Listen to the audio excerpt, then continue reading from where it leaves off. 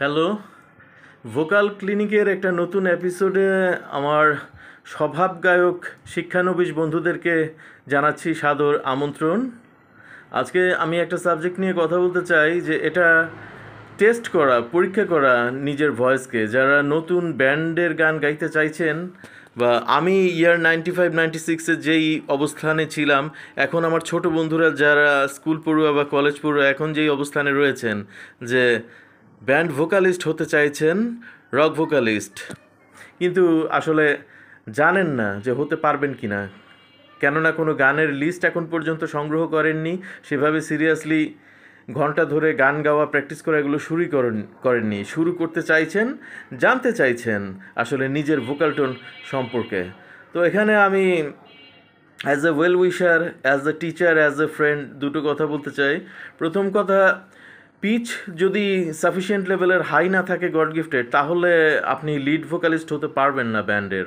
Second vocalist হিসাবে থাকতে হবে, যেমন ওয়ারফেস ব্যান্ডের একজন ভোকালিস্ট সব আলো নিভে যাক আধারে, শুধু জেগে থাক ওই দূরের তারারা, এই গানটা যে করেছিলেন বাবনা করিম, খুব জনপ্রিয় গান, আপনারা ইউটিউবে সার্চ দিলে পাবেন। তো ওয়ারফেজের বাবনা করিম কিন্তু ওয়ারফেজের সেকেন্ড ভোকালিস্ট ছিলেন। তো ব্যাপারটা আপনার ক্ষেত্রে ওইরকম দাঁড়াবে, সাফিসিয়েন্ট পিচ যদি না থাকে গলায়।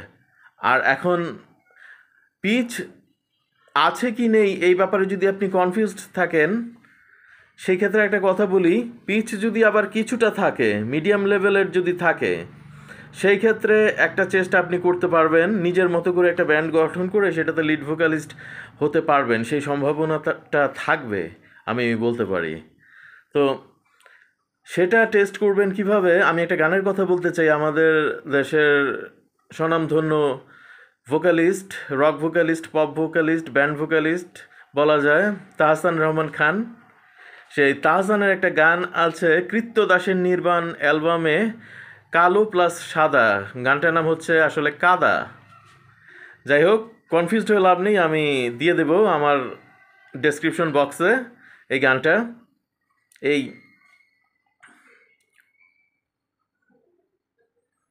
ওয়েট ফ্রেন্ডস,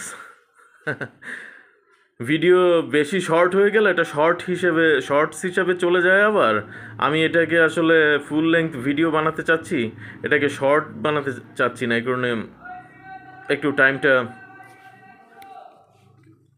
একটু কিল করি, আদারওয়াইজ এটা শর্টস ভিডিও হয়ে যাবে।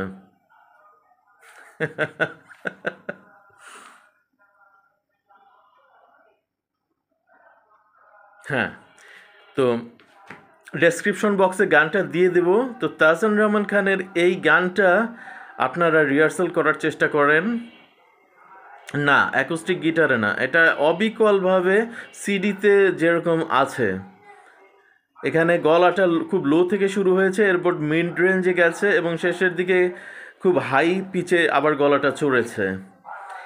এই গানটা যদি আপনারা তুলতে পারেন, বা আপনি এখন যে শুনছেন আমাকে, শিক্ষানবিশ লিসেনার হিসেবেই ধরে নিচ্ছি, আপনাকে শিক্ষানবিশ ভোকালিস্ট হিসেবেই ধরে নিচ্ছি, শিখতে চাইছেন যারা, এই গানটা যদি শুরু থেকে শেষ পর্যন্ত অবিকল, একদিনে তো পারবেন না, 1 সপ্তাহ 2 সপ্তাহ লেগে থাকেন, ট্রাই করেন, কিন্তু তারপর যদি দেখেন যে এই গানটা অন্য সব গানের কথা বাদ, অন্তত এই গানটা যদি করতে পারেন শুরু থেকে শেষ পর্যন্ত একেবারে এই ইউটিউবে গানটা প্লে করে সেটার সাথে গলা মিলিয়ে, একটু 19-20 যেন না হয়, 80% বা 90% যদি কভার করতে পারেন, সাথে একজন ভালো লিসেনার বন্ধু রেখে নেবেন পাশে, সে যেন মনিটর করতে পারে। কারণ গান গাইবার সময় নিজের গলাটা কিন্তু নিজের কানে 100% বাজে না, 90% বাজে, আর 10% কিন্তু তাল লয় সুরের জ্ঞানের দিকে যেহেতু আমাদের খেয়াল রাখতে হয়, 10% ল্যাপস হয়ে যায়, ওটার জন্য একটা মনিটর প্রয়োজন পড়ে, সমালোচক বন্ধু প্রয়োজন পড়ে।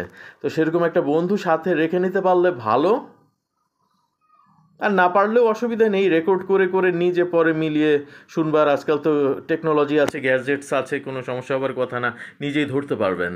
তো এই গানটা যদি করতে পারেন, অবিকল তুলতে পারেন গলায়, তাহলে আমি বলবো এটা আপনার একটা পরীক্ষামূলকভাবে কিন্তু টেস্ট করা হয়ে গেল নিজের গলাকে। এই গানটা গাইতে পারলে আপনি মোটামুটি মানের একজন, খুব ভালো মানের বলবো না, আমার মতো মোটামুটি মানের একজন রক সিঙ্গার হিসেবে একটা জায়গা করে নিতে পারবেন বা একটা নাম কামাতে পারবেন।